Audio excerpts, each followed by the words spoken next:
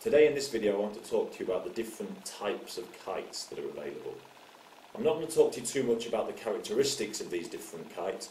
What I want to focus on today is how to recognise these kites. So you can go down the beach, hopefully by the end of this video, and point out, there's a sea kite, there's a bow kite, and there's a hybrid kite. Okay, that's the aim of this video. So, first of all we'll start with the sea kite. Okay, sea kites used to be the dominant kite on the market. They tend to have been replaced these days a little bit by the bow kites, so these kites are a little bit less common down the beach these days. But here, looking at the picture, you can see a sea kite is recognisable by its shape, which funnily enough is in the shape of a sea, as you would expect.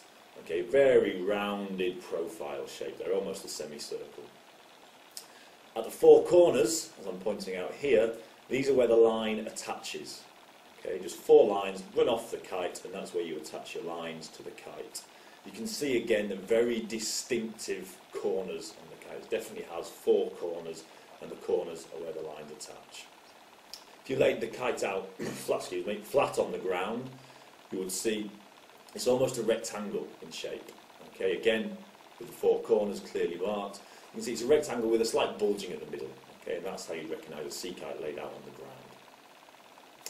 A bow kite, well again you can see from the picture here, much flatter profile, much more swept back wingtips. You know, it doesn't have the four distinct corners of a sea kite. Instead it's got the two edges, and then the whole leading edge forms an edge back to the points on the end of the kite. Along that leading edge you've got the bridle running, which I'm pointing out now on the diagram.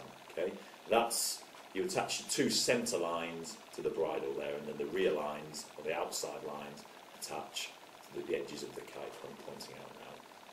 If you were to lay a bow kite out on the ground, it would have a much more rounded front profile. Okay, again, lacking the four corners of the sea kite, but you can see a very distinctive shape as it's laid out on the ground there. Hybrid kites. Hybrid kites were designed to fit a market niche somewhere in between sea kites and bow kites.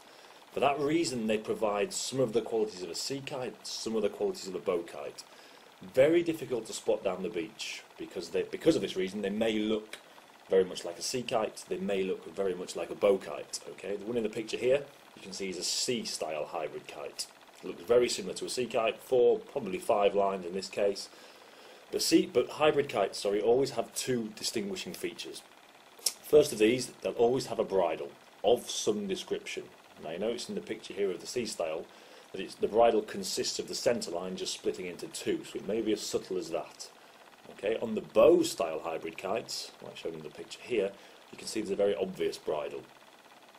Now the biggest difference, the way to determine the difference between a bow style hybrid kite and a bow kite is that a bow style hybrid kite will have a convex trailing edge, as shown in this picture here. Okay, so the two differences, two ways to spot a hybrid kite: will always have a bridle of some type, and will have a convex profile. Okay then guys, that's everything for today.